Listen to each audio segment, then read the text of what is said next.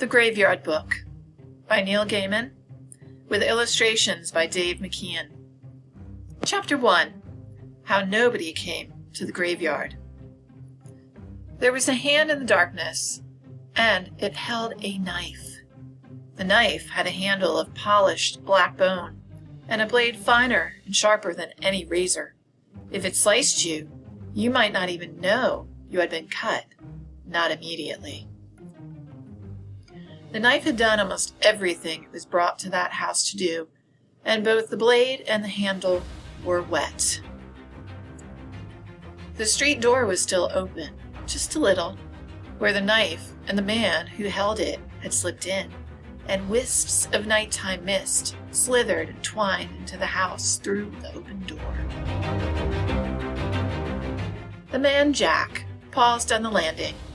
With his left hand, he pulled a large white handkerchief from his pocket of his black coat, and with it, he wiped off the knife in his gloved right hand, which had been holding it. Then, he put the handkerchief away. The hunt was almost over.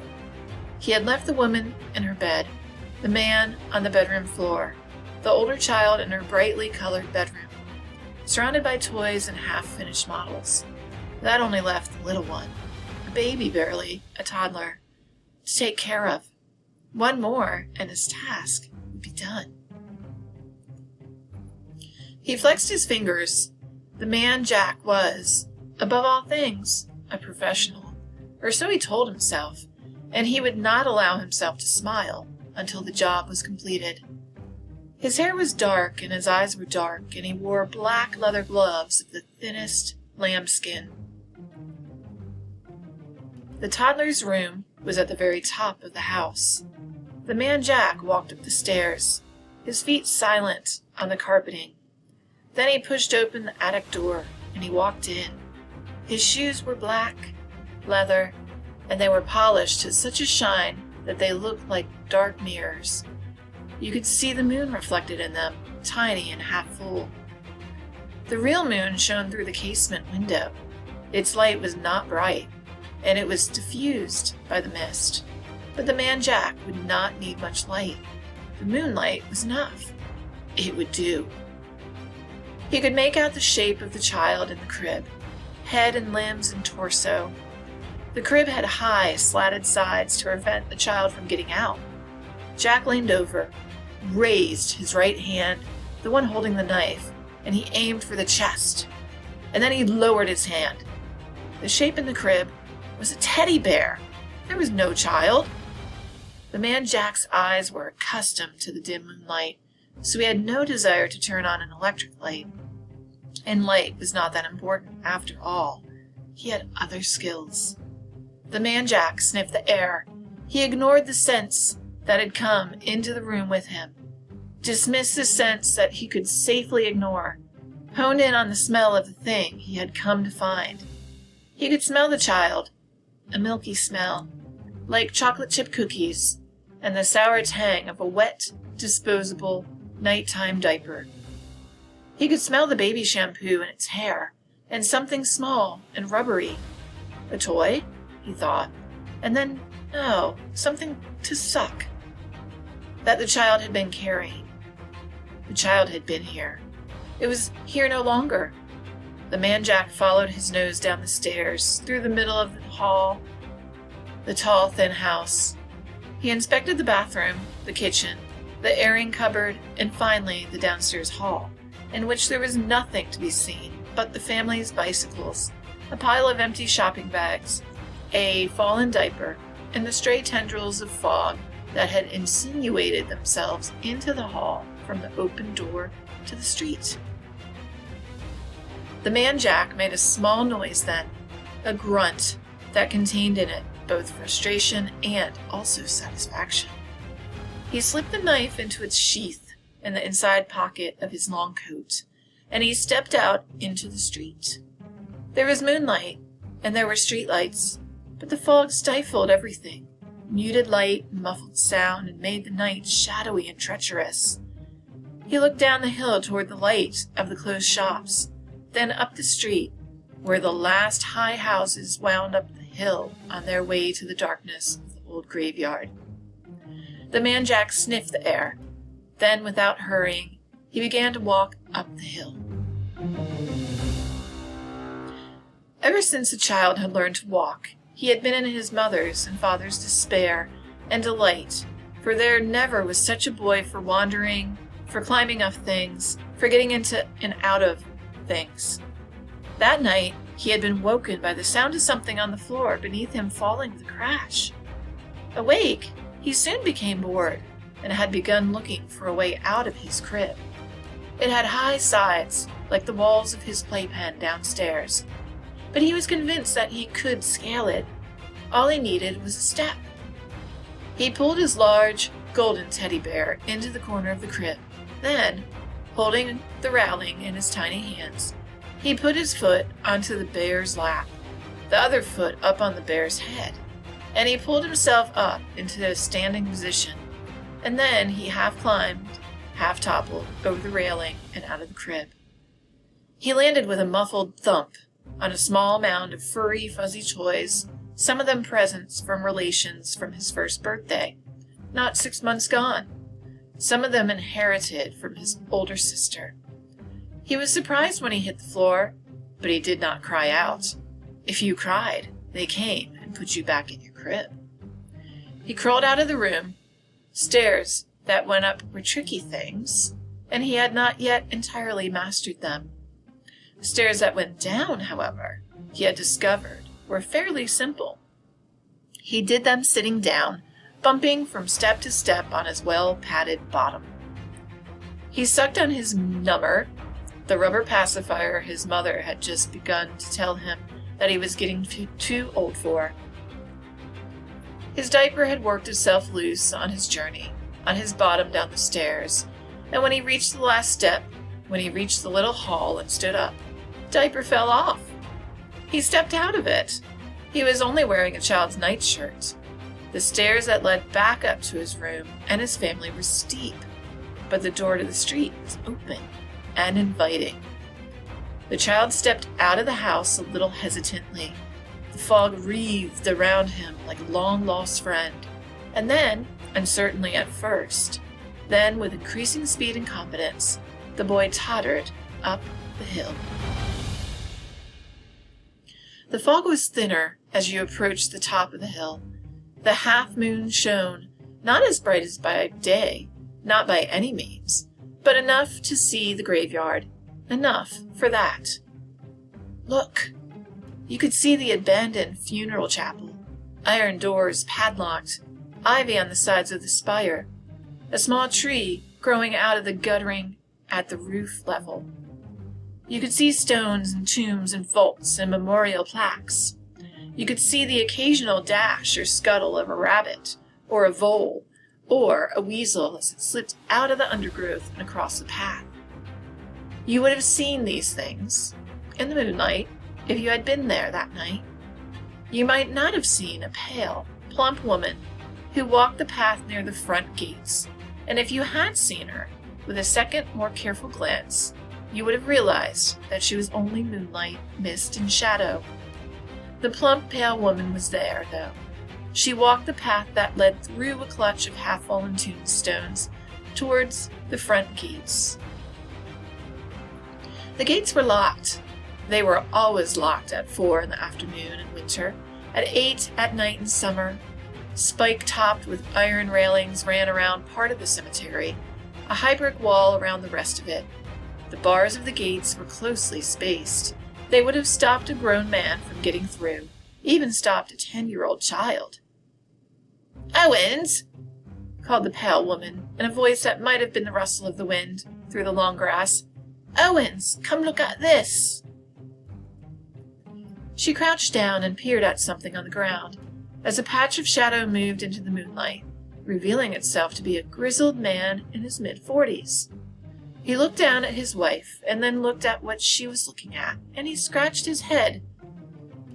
"Mistress Owens," he said, for he came from a more formal age than our own, "is that what I think it is?" And at that moment, the thing he was inspecting seemed to catch sight of Mrs. Owens, for it opened its mouth, letting the rubber nipple it was sucking fall to the ground, and it reached out, a small chubby fist, as if it were trying for all the world to hold on to Mrs. Owens's pale finger. "Well, strike me silly," said Mr. Owens, "if that isn't a baby." "Of course it's a baby," said his wife, "and the question is, what is to be done with it?" "Well, I dare say that is a question, Mistress Owens," said her husband. "And yet it is not our question, for this here baby is unquestionably alive, and as such is nothing to do with us, and is no part of our world." "Oh, look at him smile," said Mrs. Owens. "He has the sweetest of smiles." And with one insubstantial hand, she stroked the child's sparse blonde hair. The little boy giggled with delight. A chilly breeze blew across the graveyard, scattering the fog in the lower slopes of the place, for the graveyard covered the whole of the top of the hill, and its paths wound up the hill and down and back upon themselves. A rattling. Someone at the main gates of the graveyard was pulling and shaking it, rattling the old gates and the heavy padlock and chain that held them. "There now," said Owens. "It's the Bates family, come to bring 'em back to the loving bosom. Leave the little man be," he added, because Mrs. Owens was putting her insubstantial arms around the toddler, smoothing, stroking. And Mrs. Owens said, "He don't look like nobody's family, that one." The man in the dark coat had given up on rattling the main gates and was now examining the smaller side gate. It, too, was well locked. There had been some vandalism in the graveyard the previous year, and the council had taken steps. "Come on, Mrs. Owens, leave it be. That's a dear," said Mr. Owens, when he saw a ghost, and his mouth dropped open, and he found himself unable to think of anything to say. You might think, and if you did, you would be right, that Mr. Owens should not have taken on so at seeing a ghost, given that Mr. and Mrs. Owens themselves were dead and had been for a few hundred years now, and given that the entirety of their social life, or very nearly, was spent with those who were also dead. But there was a difference between the folk of the graveyard and this. A raw, flickering, startling shape, the gray color of television static, all panic and naked emotion, which flooded the Owenses as if it was their own. 3 figures, 2 large, 1 smaller, but only one of them was in focus, was more than an outline or a shimmer. And the figure said, "My baby! He's trying to harm my baby!" A clattering. The man outside was hauling a heavy metal garbage can across the alley to the high brick wall that ran around the part of the graveyard. "Protect my son," said the ghost, and Mrs. Owens thought it was a woman. Of course, it was the baby's mother. "What did he do to you?" asked Mrs. Owens, but she was not certain that the ghost could hear her. Recently dead, poor love, she thought. It's always easier to die gently, to wake up in due time in the place you were buried, to come to terms with your death, and to get acquainted with the other inhabitants. But this creature was nothing but alarm and fear for her child, and her panic, which felt to the Owenses like a low-pitched screaming, was now attracting attention, for other pale figures were coming from all over the graveyard. Who are you?" Caius Pompeius asked the figure. His headstone was now only a weathered lump of rock, but 2,000 years earlier he had asked to be laid to rest on the mound beside the marble shrine, rather than to have his body sent back to Rome, and he was one of the most senior citizens of the graveyard. He took his responsibilities extremely seriously. "Are you buried here?" "Of course she's not. Freshly dead, the look of her." Mrs. Owens put an arm around the woman's shape and spoke to it privately, in a low voice, calm and sensible. There was a thump and a crash from the high wall beside the alley. The garbage can had fallen. A man clambered up onto the top of the wall, a dark outline against the mist-smudged streetlights. He paused for a moment, then climbed down the other side, holding onto the top of the wall, legs dangling. Then he let himself fall the last few feet down into the graveyard. But my dear, Mrs. Owens said to the shape, now all that was left of the three shapes that had appeared in the graveyard. He's living, we're not. Can you imagine? The child was looking up at them, puzzled. It reached for one of them, then the other, finding nothing but air. The woman's sheep was fading fast. Yes, said Mrs. Owens in response to something that no one else heard. If we can, then we will. Then she turned to the man beside her. And you, Owens, will you be a father to this little lad? Will I what? Said Owens, his brow crinkling. Well, we never had a child, said his wife. And his mother wants us to protect him. Will you say yes? The man in the black coat had tripped in the tangle of ivy and half-broken headstones. Now he got to his feet and walked forward more carefully, startling an owl, which rose on silent wings. He could see the baby, and there was a triumph in his eyes. Owens knew what his wife was thinking when she used that tone of voice. They had not, in life and in death, been married for over 250 years for nothing. Are you certain? He asked. Are you sure? Sure as I ever been at anything, said Mrs. Owens. Then yes, if you'll be its mother, I'll be its father.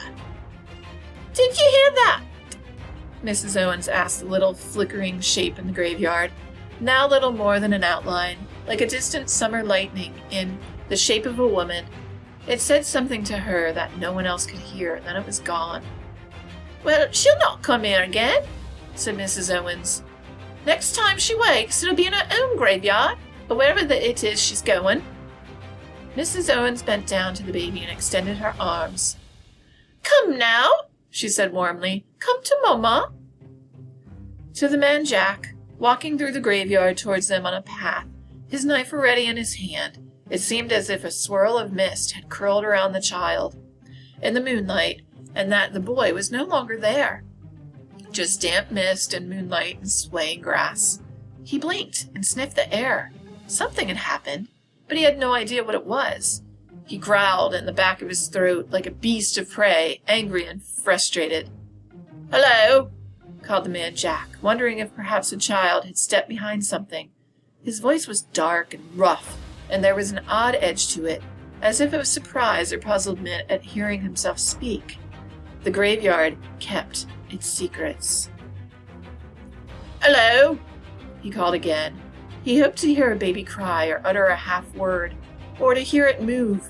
He did not expect what he actually heard, a voice, silky, smooth, saying, Can I help you? The man Jack was tall. This man was taller. The man Jack wore dark clothes. This man's clothes were darker. People who noticed the man Jack when he was about his business, and he did not like to be noticed, were troubled or made uncomfortable or found themselves unaccountably scared. The man Jack looked up at the stranger, and it was the man Jack who was troubled. Well, I was looking for someone, said the man Jack, slipping his right hand back into his coat pocket so the knife was hidden, but there if he needed it. In a locked graveyard at night, said the stranger. It was just a baby, said the man Jack. I was just passing when I heard a baby cry, and I looked through the gates and I saw him. Well, what would anyone do? I applaud your public spiritedness, said the stranger. Yet if you managed to find this child, how were you planning to get him out of here with it? You can't climb back over the wall, holding a baby. I would have called until someone let me out, said the man Jack. A heavy jingling of keys. Well, that would have been me, then, said the stranger. I would have had to let you out. He selected one large key from the key ring and said, Follow me. The man Jack walked behind the stranger. He took his knife from his pocket. Are you the caretaker, then? Am I? Certainly, in a manner of speaking, said the stranger. They were walking towards the gates, and the man was certain, away from the baby. But the caretaker had the keys. A knife in the dark, that was all it would take, and then he could search for the child all through the night if he needed to. He raised the knife. "If there was a baby," said the stranger, without looking back, "it wouldn't have been here, in the graveyard. Perhaps you were mistaken. It's unlikely that a child would have come in here after all. Much more likely that you heard a night bird and saw a cat, perhaps, or a fox. They declared this place an official nature reserve, 30 years ago, around the time of the last funeral. Now think carefully and tell me you are certain that it was a child that you saw." The man Jack thought. The stranger unlocked the side gate. "A fox," he said. "They make the most uncommon noises, not unlike a crying person. No, your visit to this graveyard was a misstep, sir. Somewhere the child you seek awaits you, but he is not here." And he let the thought sit there in the man Jack's head for a moment before he opened the gate with a flourish. "Delighted to have made your acquaintance," he said, "and I trust that you will find everything you need out there." The man Jack stood outside the gates to the graveyard. The stranger stood inside the gate, and he locked it again, and put the key away. "Where are you going?" asked the man Jack. "There are other gates than this," said the stranger. "My car is on the other side of the hill." "Don't mind me. You don't even have to remember this conversation." "No," said the man Jack agreeably, "I don't." He remembered wandering up the hill, that what he had thought to be a child had turned out to be a fox, that a helpful caretaker had escorted him back out to the street. He slipped his knife into his inner sheath. "Well," he said, "good night." "And a good night to you," said the stranger, whom Jack had taken for a caretaker. The man Jack set off down the hill in pursuit of the infant.